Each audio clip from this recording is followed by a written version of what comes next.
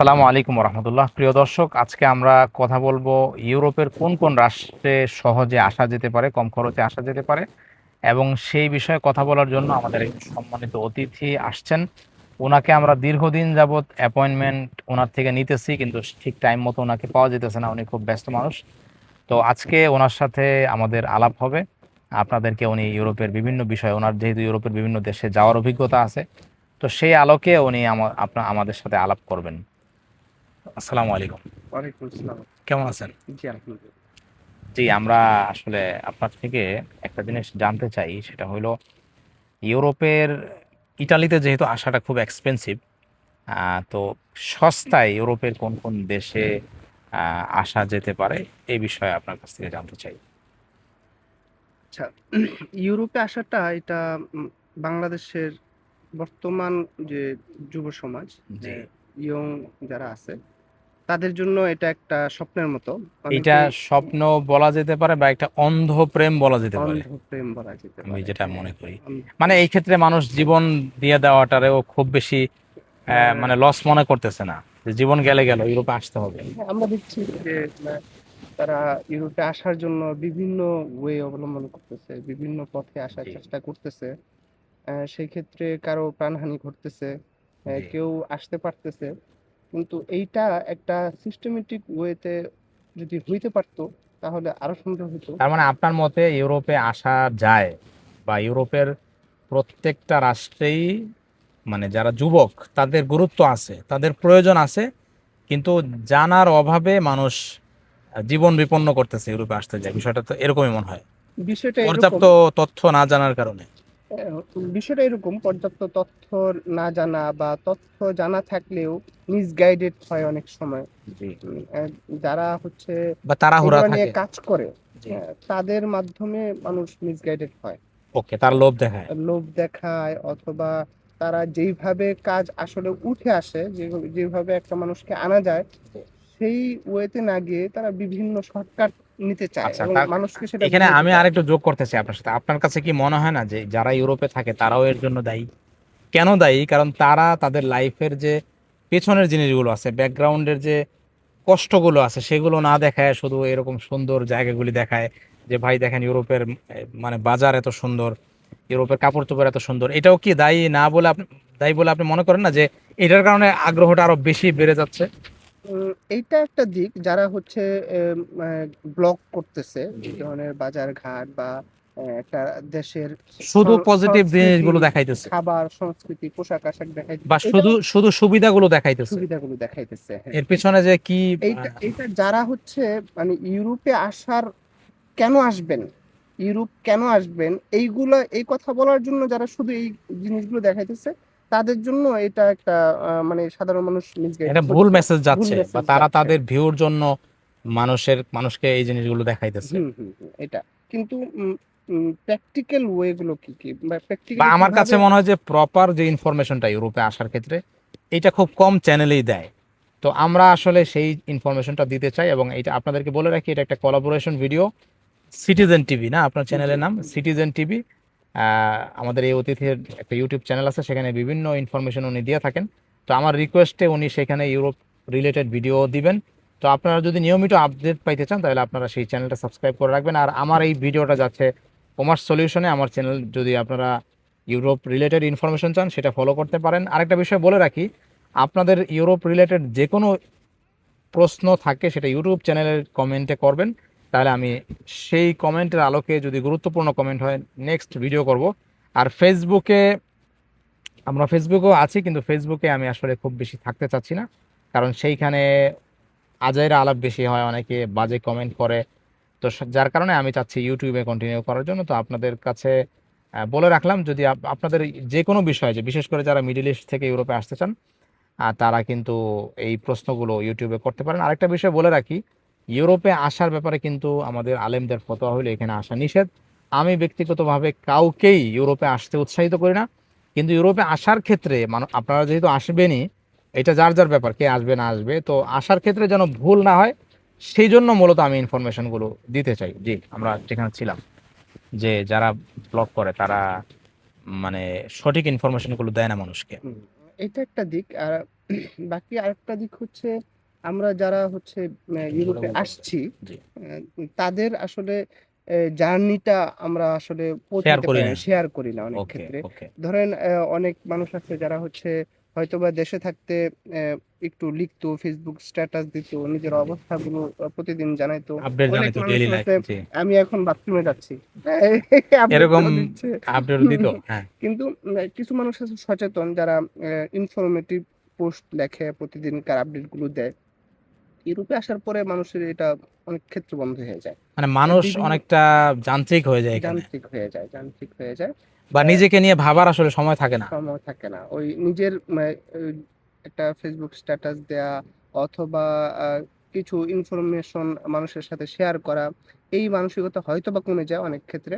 কিন্তু এটা কি পরিবেশেরও একটা ব্যাপার আছে বলে মনে করেন আপনি, যে সবাই দৌড়াদৌড়ি, মানুষের থেকে বিচ্ছিন্নতা বা ভাব আদান প্রদান করার জিনিসটাই কম এখানে, এই বিশেষ করে আমাদের বাঙালি কমিউনিটিতে। দৌড়ঝাঁপের বিষয়টা আমার মনে হয় বাংলাদেশের তুলনায় এখানে কম। আচ্ছা, কিন্তু এইখানে যেটা হয় কিন্তু এখানে সেটা তো হলো মানুষ বিচ্ছিন্ন না, বাংলাদেশে যেমন আমরা। বিচ্ছিন্ন, কিন্তু এখানে রিল্যাক্সও মানুষ, মানুষ কিন্তু অনেক রিল্যাক্সে থাকে। আচ্ছা, এটা একটা ব্যাপার। মানে বা আত্মকেন্দ্রিক, মানুষ নিজেকে আত্মকেন্দ্রিক, নিয়েই ব্যস্ত থাকতে চায়। নিজেকে নিয়ে ব্যস্ত থাকতে চায়, নিজের কাজ অথবা নিজের পরিবার। ফ্যামিলির সাথে কথাবার্তা, একটু ঘোরাঘুরি, এই জিনিসগুলা মানুষের ভিতরে চলে আসে। তারপরেও আমাদের যারা সচেতন, যারা অন্যান্য সময় মানুষের সাথে ইনফরমেশন শেয়ার করে, তাদের উচিত এই এই জায়গাটায় চলে আসা। যারা মিস ইনফরমেশন আপনার ইয়ে করতেছে, প্রচার করতেছে, তাদের যেন প্রতিহত হয়, তারা যেন মূল ধারায় চলে না আসে, সাধারণ মানুষের কাছে শুধু তারাই যেন না যায়। এই জন্য আমার মনে হয় আপনার এই উদ্যোগটা খুবই চমৎকার একটা উদ্যোগ। যারা হচ্ছে ইউরোপে আছেন, তাদের সঙ্গে কথা বলা, তারা যখন এই ইনফরমেশন গুলো শেয়ার করবে, আশা করি মানুষের ভিতরে সচেতনতা বৃদ্ধি হবে। আচ্ছা, এখন যারা মানে ইটালিতে আসতে চায়, আমার ব্যক্তিগত পরামর্শ হলো যে আপনারা ইটালিতে যেহেতু অলরেডি অনেক মানুষ চলে আসছে, সো এখানে কাজের সংকট বলেন বা ডকুমেন্টের ঝামেলা বলেন, কারণ ইউরোপের যে ইমিগ্রেশন, তারা কিন্তু তাদের যে রুটিন ওয়ার্ক, এর বাইরে কিন্তু তারা কাজ করবে না। একজন ইমিগ্রেশন অফিসার যদি 10টা ফাইল সে কাজ করতে পারে, সে কিন্তু 12টা করবে না। এটা তাদের লাইফটা এভাবেই তারা তারা অভ্যস্ত এভাবে। সো যখন কোনো দেশে অতিরিক্ত ইমিগ্রেন্ট ঢুকে পড়ে, তখন কিন্তু তাদের যে রুটিন ওয়ার্ক সেটাও কিন্তু স্থবির হয়ে যায়, এবং সেটার কারণে কাজ, মানে ডকুমেন্ট পাইতেও দেরি হয়। তো সেই ক্ষেত্রে আমি মনে করি যে ইটালিতে অলরেডি অনেক মানুষ চলে আসছে, প্লাস হলো ইটালির ভিসার চাহিদা বেশি, এবং ফ্রান্স জার্মানির মতো উন্নত দেশে কাগজ হয় না, সেই জন্য সেখানে অবৈধ কেউ যায় না। কিন্তু এখানে অবৈধ কাগজ হয়, কিন্তু কতদিনে হবে তার কোনো গ্যারান্টি নাই, যার কারণে বেশি মানুষ চলে আসছে। আবার আত্মীয় স্বজন বেশি থাকার কারণে ভিসার জন্য টাকা, ভিসার ডিমান্ডও বেশি। আমি যদি বলি যে $20,000, 20,000 ইউরো, তাতে মোটামুটি 25 লাখ টাকা। 25 লাখ টাকা দিবেন আপনি, দেওয়ার পরে আবার 2, 4, 5 বছর বসে থাকবেন। তো অলরেডি আপনার মোটামুটি এটাকে কেন্দ্র করে 30 লাখ টাকার একটা ব্যাপার কিন্তু ইটালির ক্ষেত্রে হয়। তো সেই জন্য আমি মনে করি যে 30 লাখ টাকা খুব বেশি মানুষের কাছে নাই বাংলাদেশের। বিশেষ করে যারা মিডিল ইস্টে আছেন, আপনাদের ক্ষেত্রে আমি বলবো যে ইউরোপের ছোট দেশগুলি, যেগুলোতে আপনি কম টাকায় যেতে পারবেন, সেই দেশগুলো কি, এটা যদি আপনি একটু বলেন, কি কি আচ্ছা, দেশ টার্গেট করা যেতে ইউরোপ পারে। হচ্ছে দুইটা ভাগে বিভক্ত, আমরা জানি, জি, সেনজেন, নন সেনজেন। জি। তো সেনজেন কান্ট্রিগুলোতে আসলে দেখা যায় এক দেশে আসলে অন্য দেশে কাজ করা যায়। কিন্তু ধরেন সব দেশের ক্ষেত্রে তো না। সব এটা সেনজেন। সেনজেনের মধ্যেও আবার কিছু সেন- উন্নত অনুন্নতর ব্যাপার আছে। যেমন যেমন রোমানিয়া, রোমানিয়া কিন্তু সেনজেনের ভিতরে, কিন্তু হুম, রোমানিয়াতে আসলেই, আজকে আসলে কালকেই কিন্তু ইটালিতে এসে কাজ করতে পারবে না, আচ্ছা, বৈধ হইতে পারবে না। আচ্ছা, মানে সেনজেন এর মধ্যে আবার যেগুলি একটু উপরের দিকে আছে, যেমন ধরেন আপনার জার্মানি, জার্মানি, বেলজিয়াম, ইংল্যান্ডের কথা ইংল্যান্ড তো ভিন্ন, এখন ভিন্ন হয়ে ভিন্ন। গেছে। আমি চাচ্ছি আপনি একদম দুর্বল দেশগুলোর কথা বলেন, আচ্ছা, যেমন আহ, মালদোভা, তারপরে লিথুনিয়া, এগুলোর ব্যাপারটা যদি আপনি বলেন, এগুলো আচ্ছা, আসার ব্যাপারে। দুর্বল দেশগুলোর ক্ষেত্রে হচ্ছে আহ, ওনাদের হচ্ছে ওয়ার্ক ভিসাটা, আমি ওয়ার্ক ভিসা আসছি, ওয়ার্ক পারমিট যেটা ওয়ার্ক বলে, পারমিট যেটা ওয়ার্ক বলে। পারমিট জিনিসটা কি? ইটালিতে কিন্তু ওয়ার্ক পারমিট বলতে কিছু নাই, এটা যদি একটু বলেন ইতালিতে জিনিসটা কি যেটা আসলে। নুন্নুস্তা, ওকে, ওইটাই কি একরকম ওয়ার্ক পারমিট না? ওইটাই ওয়ার্ক হ্যাঁ, পারমিট। ওইটাই একরকম আচ্ছা, ওয়ার্ক পারমিট। ওয়ার্ক পারমিটটা হচ্ছে একটা কোম্পানির সাথে চুক্তি। জি, কোম্পানি কর্মী লাগবে, তো তারা এরকম তার একটা স্বীকারোক্তি। হ্যাঁ তারা একজন কর্মীর ইনফরমেশন নেয়, তার জি। কাজের দক্ষতা কি আছে? দক্ষতা কি আছে এটা জানে, ডকুমেন্টস নেয়, নেওয়ার পরে তারা হচ্ছে মিনিস্ট্রি বরাবর একটা আবেদন করে কোম্পানির পক্ষ থেকে। মানে ওই দেশের কোম্পানি তার মিনিস্ট্রির কাছে বলে যে আমি লোক লাগবে আমার। হ্যাঁ, আমার লোক লাগবে। ওকে। তখন তারা ওই কোম্পানির ইয়ে থেকে, মিনিস্ট্রির পক্ষ থেকে একটা ডকুমেন্ট পায় এবং নিজের কোম্পানির পক্ষ থেকে একটা চুক্তিপত্র। হ্যাঁ, জি। ওই চুক্তিপত্রটা, এই দুইটা কাগজ, আমি যে দেশে আসছি লিথুনিয়া, তো এটাকে বলে মাইগ্রিস। ওকে। মাইগ্রিস পেপার আর হচ্ছে ওয়ার্ক, যে চুক্তিনামা, জি। কাজের যে চুক্তিনামা, এই দুইটা জিনিস থাকে। তো ওই দুইটা জিনিস পেলে দেখা যায় যে এই জিনিসগুলা যখন কোনো একটা ভিএফএস এ, নেপালে অথবা ইন্ডিয়ায় কোনো একটা ভিএফএস এ যখন এটা সাবমিট করা হয়, তখন সেটা যাচাই বাছাই করে। আপনি একটু আগে একটা কথা বলতেছিলেন যে ইতালিতে অনেক বেশি মানুষ চলে আসছে, ফলে ডকুমেন্টগুলো আগে বাড়তেছে না। জি। কারণ 10 জনের কাজ করবে, কিন্তু আবেদন করছে 20 জন, 100 জন এরকম। জি। জি। তো এইখানেও ওইখানেও কিন্তু একই ব্যাপারটা ঘটে। হুম, আচ্ছা। একই ব্যাপারটা ঘটে কেমন, ধরেন লিথুনিয়ার কোম্পানি আছে, 5,000 কোম্পানি আছে। ওকে। 5,000 কোম্পানি কিন্তু লোক নিচ্ছে না বা লোক নেয়ার মতো না। ওই যে বললাম মাইগ্রিস, মিনিস্ট্রি থেকে একটা আহ, অ্যাপ্রুভাল। অনুমতি হ্যাঁ জি। অ্যাপ্রুভাল নেয়। ওইটা মিনিস্ট্রি অ্যাপ্রুভাল দেয় কাদেরকে? যাদের হচ্ছে লোক নেয়ার মতো অ্যাবিলিটি অ্যাকচুয়ালি আছে। যার। অ্যাবিলিটি আছে, মানে কোম্পানির প্রোফাইল থাকে। ধরেন লিথুনিয়ার একটা সরকারি সাইট আছে, ওই সাইটে সকল রেজিস্টার্ড কোম্পানির ইনফরমেশন আছে, জি। প্রোফাইল দেওয়া আছে। তো ওই প্রোফাইল চেক করে তারপরে হচ্ছে আপনার ওই অ্যাপ্রুভাল গুলা দেওয়া হয়। জি। তো এটা এখন প্রোফাইল ভারী, কিন্তু মানুষ লোক নিতে পারবে না, এরকমও সিচুয়েশন আছে। কেন পারবে হ্যাঁ, না? এইটা বিভিন্ন কারণে হয়ে থাকে। আহ, তার কর্মী পর্যাপ্ত আছে, এটা হইতে পারে, অথবা বড় কোম্পানি কিন্তু ট্যাক্স ঠিক মতো দিচ্ছে না। দেন। হ্যাঁ, ফলে হচ্ছে তার প্রোফাইল, তার প্রেস, মানে কর প্রদানের, ট্যাক্স প্রদানের যে প্রোফাইলটা, ওটা কমে যাচ্ছে। এই ধরনের বিভিন্ন বিষয় আছে। আচ্ছা, তো আপনি বলেন যে ছোটখাটো দেশের মধ্যে কি কি দেশ আছে? ছোটখাটো দেশের মধ্যে আপনার বুলগেরিয়া, রোমানিয়া, আলবেনিয়া। আলবেনিয়া, এরপরে হচ্ছে আপনার ক্রোয়েশিয়া আছে, স্লোভেনিয়া আছে। স্লোভেনিয়া, এই কান্ট্রিগুলো আচ্ছা, আছে। এগুলোতে কিরকম খরচ লাগে বাংলাদেশ থেকে যারা বিভিন্ন এম্বাসি এজেন্সি আছে, তারা কিরকম টাকা নেয় আচ্ছা, বর্তমানে? আমার কথা যদি বলি, এটা খুবই ইন্টারেস্টিং। আমার তো 1 টাকাও লাগে নাই। না, আপনার তো মামু খালুর হিসাব আছে। না, এটা একটা ব্যাপার।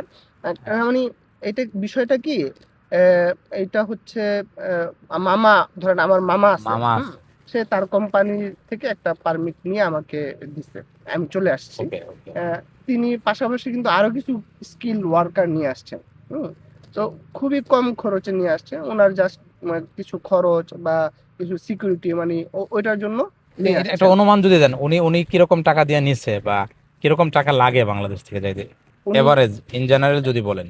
এবারে যদি স্কিল ওয়ার্কার হয়, জি। সে ওয়েল্ডার অথবা ইলেকট্রিশিয়ান অথবা উম, ভালো যে কোনো দক্ষতা আছে, মানে শ্রমিক, শ্রমিক টাইপের, মানে মোট কথা যেটা হচ্ছে, স্কিল্ড ওয়ার্কার। হ্যাঁ স্কিল ওয়ার্কার যদি হয়, তাহলে তার ক্ষেত্রে সবাই, মানে কোম্পানিরও চাহিদা থাকে, যারা আনতেছে তাদের জন্য সহজ জিনিসটা, ফলে এটা খুবই কম, আপনার 5 থেকে 10 লাখের ভিতরে চলে আসতে পারে। ম্যাক্সিমাম 10 লাখ।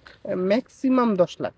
এটার ভিতরে চলে আসতে পারে, যদি যে পারমিটটা দিচ্ছে, যে কোম্পানিতে আছে, তার ওই কোম্পানি, যে লোকটা আছে বাংলাদেশি, সে যদি চায়, হুম চাইলেই কিন্তু 5 থেকে 10 লাখের ভিতরে চলে আসতে পারে, কারণ এখানে তার তেমন কোনো খরচ নেই। এই ক্ষেত্রে বিভিন্ন কোম্পানিতে যারা কাজ করতেছে বিভিন্ন কান্ট্রিতে, তাদেরও এই বিষয়ে সচেতন হওয়া উচিত। এক হচ্ছে যে তাদেরকে দিয়ে অনেকে ব্যবসা করতেছে, আচ্ছা। যাদের এজেন্সি আছে, তারা বলতেছে ভাই তোমার কোম্পানি থেকে আমাকে পারমিট নিয়ে দাও, অথবা তুমি আমাকে ও যোগাযোগ মানে করায় যারা দাও। আসলো, হুম যারা এইভাবে আসলো হুম তাদেরকে দিয়ে আবার আদম ব্যবসা করতেছে একদম ব্যবসা এজেন্সিগুলি। করতেছে, এজেন্সি আচ্ছা। করতেছে। ওকে। এইটা একটা ব্যাপার। তো সেক্ষেত্রে যারা এখানে কাজ করতেছে, ও তাদের আমার মনে হয় না যে দালাল বা এজেন্সি এদের সাথে যোগাযোগ না করে, নিজে কোম্পানির সাথে কথা বলে, গুড। আপনি হচ্ছে, আপনি আপনার কোম্পানির বস যিনি আছে তাকে বলেন যে আমার বন্ধু বান্ধব আছে, তারা তো আসতে আপনার আগ্রহী, ক্লোজ মানুষদেরকে আপনি হ্যাঁ নিয়ে আসেন। নিয়ে আসেন। ফলে যেটা হবে এটা হচ্ছে দেশের কাজে লাগবে, গুরুত্বপূর্ণ দেশের বলছেন। দেশের মানুষের ব্যক্তিগতভাবে কেউ বেনিফিটেড হইলো না। বেনিফিট হইলো না। সে তার বন্ধুত্বের খাতিরে তার যে যতটুকু খরচ বা যতটুকু খুশি হয়ে দিল ওইটা 5 থেকে 10 লাখের ভিতরে, এটা কারো কাছে খুব বা কঠিন। 2-1 লাখ হ্যাঁ, টাকা সে লাভ করলো। লাভ করলো তার না। মানে যেটা ইটালির ক্ষেত্রে আমরা দেখি, ইটালিতে ধরেন আপনি একটা ফ্যাক্টরিতে কাজ করেন, আপনার ফ্যাক্টরিতে লোক লাগবে, আপনি আপনার বাইকনা বাতিজা বা এলাকার লোক আপনি আনতেছেন, এরকম কিন্তু ইটালিতে আমি দেখছি। ইটালিতে কিন্তু কোনো দালালের খাওয়া নাই বলা চলে, কারণ এখানে খুব বেশি পরিমাণ ভিসা হয় না, এবং এখানকার ওই যে আপনি যেগুলি বললেন প্রোফাইল চেক করা, এখানে এগুলি আরো বেশি স্ট্রিক্ট। ফলে এইখানে বাড়তি এজেন্সিদের ব্যবসা করার কোনো সুযোগ নাই। তো আপনি বলতেছেন যে ওই সমস্ত দেশে যারা আসছে অলরেডি, যেমন রোমানিয়া বা লিথুনিয়া, তাদের উচিত হইলো যদি সুযোগ থাকে তাহলে তার নিজস্ব লোকজনদেরকে আনা, মানে দালালদের সাথে কোনো ধরনের যোগাযোগ না করা। আচ্ছা, এক্ষেত্রে আমি যেটা যেমন ধরেন বর্তমানে আমি যতটুকু খবর নিলাম, আপনার রোমানিয়াতে এবং লিথুনিয়াতে ভিসাটা কঠিন হইতেছে না। তার কারণ হইলো, দেখেন, প্রত্যেকের কিন্তু একটা আশা ভরসা আছে। আপনারে, আপনি বাংলাদেশ থেকে বা সৌদি আরব থেকে আসলেন, একটা কোম্পানি আপনার দিয়ে আশা করলো যে আপনি তার এখানে কাজ করবেন, কিন্তু আপনি আইসা কি করলেন, আপনি লাভ দিয়া ওই মাছের মতো মনে করলেন যে ইটালিতে গেলেই আমি কোটিপতি হয়ে গেলাম। আপনি যে লাভ দিয়ে ইটালিতে চলে আসলেন বা আপনি ফ্রান্সে গেলেন, এখানে বহুমুখী সমস্যা তৈরি হইলো। এক হইলো আপনি একটা অনিশ্চিত জীবনের দিকে চলে গেলেন, মানে আপনি ইটালিতে 10 বছর পরে বৈধ হবেন নাকি 15 বছর পরে বৈধ হবেন সেটা আপনি জানেন না। আবার ওই যে রোমানিয়ান যে কোম্পানি আপনাকে ভিসা দিল আসার জন্য, আপনি কিন্তু তার আস্থাটা নষ্ট করলেন। আপনি 2-1 বছরও থাকলেন না, ফলে সে নতুন করে যে আরেকজন আনবে, বাংলাদেশ থেকে কেন আনবে, সে ইন্ডিয়া থেকে আনতে পারে, মানে সে কিন্তু বাংলাদেশ থেকে আরেকজন লোক আনার ব্যাপারে আস্থাটা তার কমে গেল, মাঝখান দিয়ে দালালের লাভ হলো। এই বিষয়টা আপনি কিভাবে দেখেন, মানে এই যে চলে আসাটা লাভ এটা দেয়া? খুবই বাজে অভিজ্ঞতা আমার। আমার জি, তো অলরেডি লিথুনিয়ার যে কার্ড ছিল ওই কার্ডের মেয়াদ শেষ হয়ে গেছে, আমি এখন জি, ইতালিতে আছি। জি, তো এটা যেটা হয়, আমার মামা যে লোকদেরকে আনছে, জি। তো এবং কয়জন আছে এখন লিথুনিয়াতে লিথুনিয়ায়? লিথুনিয়া 2-4 জন আছে, ওকে, কিন্তু যারা থাকে নাই তাদের কারণে ওই কোম্পানি বিষয়গুলো বন্ধ করে দিছে, পারমিট দেওয়া বন্ধ করে দিছে। ওকে। শুধু কোম্পানি না, লিথুনিয়ার ইমিগ্রেশন থেকে এই আপনার অ্যাপ্রুভাল দেওয়া বন্ধ করে দিছে। কেন? দুইটা কারণ। এক হচ্ছে মানুষ আসে কাজ করে না, থাকে না, তাদের ওয়ার্কার দরকার কিন্তু ওয়ার্কার থাকে না, যে উদ্দেশ্যে ভিসা দিল ওইটা হইলো না। ওটা হইলো না একটা। আরেকটা ব্যাপার হচ্ছে ওই যে ডকুমেন্ট কাগজপত্রের জটিলতা। এই জটিলতাটা কেমন? ওই যে বললাম যে হাজার হাজার কোম্পানি আছে, কিন্তু কিছু কোম্পানি আছে শুধু নামে মাত্র কোম্পানি। তো ওই কোম্পানির গুলোর নামে হচ্ছে এজেন্সিওয়ালারা বা দালালরা হচ্ছে ওয়ার্ক পারমিট কেনা বেচা করে।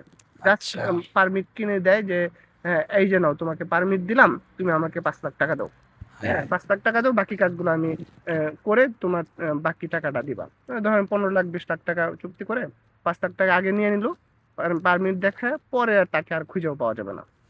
জন্ম দিয়ে হ্যাঁ, এই যে ছেড়ে দিল, হ্যাঁ। এই যে এরকম পারমিট গুলো সে দিচ্ছে, এই পারমিট গুলো যখন ভিএফএস এ যাচ্ছে, বিএফএস দেখতেছে না এটা তো ঠিক আছে, কোম্পানির পারমিট, কোম্পানি তো ঠিক আছে, কোম্পানি তো দেখা যাইতেছে, কিন্তু বিএফএস তো শুধু লিগ্যাল কিনা এই জিনিসটা দেখবে, কিন্তু এই কোম্পানি মানে আহ, কর্মী নেয়ার যোগ্য কিনা এটা তো দেখবে মিনিস্ট্রি। হ্যাঁ, তো ইমিগ্রেশন থেকে। মিনিস্ট্রিতে যাচ্ছে কি হাজার হাজার কাগজ ডকুমেন্ট যাচ্ছে। তো মিনিস্ট্রিতে যারা এই বিষয়গুলো নিয়ে কাজ করে, তারা তো হাজার হাজার কাগজ দেখার জন্য বসে থাকে না, রাইট। তাদের দরকার কর্মী, এবং রাইট কোম্পানির জন্য রাইট কর্মী। হ্যাঁ, তো সেক্ষেত্রে দেখা যায় যে কিছু মানুষের ডকুমেন্ট, যে সার্টিফিকেট বা ওয়ার্ক অভিজ্ঞতা, এক্সপিরিয়েন্স, এই কাগজপত্রগুলো ঠিক থাকে না, কিছু মানুষের এই পারমিটগুলো ঠিক থাকে না। ফলে হচ্ছে তারা বলে যে আমাদের শুধু কেন নিজের খেয়ে বন্যে মশতারাবো, তো বেগার খাটনিটা তারা আর খাটতে চায় না। এই সব কারণে হচ্ছে তারা মূলত বন্ধই করে দিচ্ছে, দরকার তার নেই মানে আমরা। আপনি বলছেন এখন তারা যেটা করতেছে, এখন তারা খুঁজতেছে ইউরোপে যারা আছে তাদের, তাদেরকে হচ্ছে ভিড়াচ্ছে। কিভাবে এটা? সেটা হচ্ছে যে আমার মামাকে প্রায়ই বলে, এখনো তো লিথুনিয়ার কোম্পানির সাথে কাজ করে, তারা প্রায় বলে ইউরোপে আছে এরকম ওয়ার্কার দিয়ে আমাকে। কিন্তু ইউরোপে আছে বলতে কোন দেশে আছে? ইউরোপে ইটালিতে যে আছে? কোনো যে কোনো দেশে তার মানে থাকতে ইটালি পারে। থেকে অবৈধ লোক যাইতে পারবে লিথুনিয়ায় কাজ করার জন্য? বৈধ হওয়ার জন্য? হ্যাঁ হ্যাঁ, বৈধ হওয়ার জন্য না, সে জাস্ট কাজ করবে। কাজ করবে, কাজ করার মাধ্যমে তো সে বৈধ হওয়ার দিকে যাইতে পারবে। কাগজপত্র থাকতে হবে সেক্ষেত্রে, ইউরোপে আছে এবং কাগজপত্র আছে, ডকুমেন্ট না, আছে। ইউরোপে যদি ধরেন আমার ইটালিয়ান ডকুমেন্ট আছে, আমি কেন লিথুনিয়ায় কাজ করতে যাব?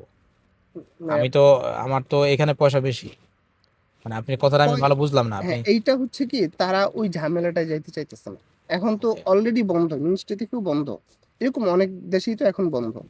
তো তাহলে যে আপনার আলোচনা থেকে যেটা বুঝলাম যে পারমিটের যে ব্যাপারটা, এটা মোটামুটি জাল করা সম্ভব, মানে 50% ফেক করা সম্ভব। কিছু ফেক, মানে কিছু যোগ্যতার ভিত্তিতে সে এটা বের করে ফেলতে পারে, বের 100% মানে মানে ভেরিফিকেশন ছাড়াই মনে হয় বের করতে পারে। বের করতে পারে, এটা কেউ তার চাইলে মানে, বানায়ও নিতে পারে। তার মানে হলো পারমিটটা যদি জাল করে বের করা হয়, তাহলে এই যে গ্রাহক যে আসবে সে পরবর্তীতে তার মানে সে বিএফএস এ গেলে ধরা পড়বে। অনেক ক্ষেত্রে ভিএফএস এগুলো ধরা পড়ে, অনেক ক্ষেত্রে ওই ভিএফএস থেকে কাগজটা যখন মিনিস্ট্রিতে যায় তখন ধরা পড়ে। আচ্ছা, আবার অনেক সময় শুনি যে একজন বিমানে উঠে গেছে, পরে সে জানতে পারছে যে তার কার্ড জাল বা পারমিট বাতিল করে দিয়েছে কোম্পানি, বা আসার পরে জানতে পারলো যে পারমিট বাতিল হয়ে গেছে। পারমিট বাতিলের বিষয়টা কি অ্যাকচুয়ালি? আচ্ছা, মানে এইটা, এটাও তো এরকম মতো শুনলাম। এটা আমার ক্ষেত্রে যেটা ঘটছে, জি আমি যেই দিন কার্ডটা পাইছি জি নেপালে, আমি টিআরসি কার্ডটা পাইছি, জি। ওই দিনই আমাকে একজন স্ক্যামার হয়তোবা সে আমাকে ফোন দিছে, আচ্ছা যে তোর কার্ড বাতিল হয়ে গেছে, তুই আর ফ্লাই করতে পারবি না। আচ্ছা। নেপালের বলতেছে, আমি বিএফএস থেকে বলতেছি, নেপাল বিএফএস থেকে। পরে আমি তার কথা বিশ্বাস করি নাই আমি, কিন্তু একটা পেরেশানি ছিল।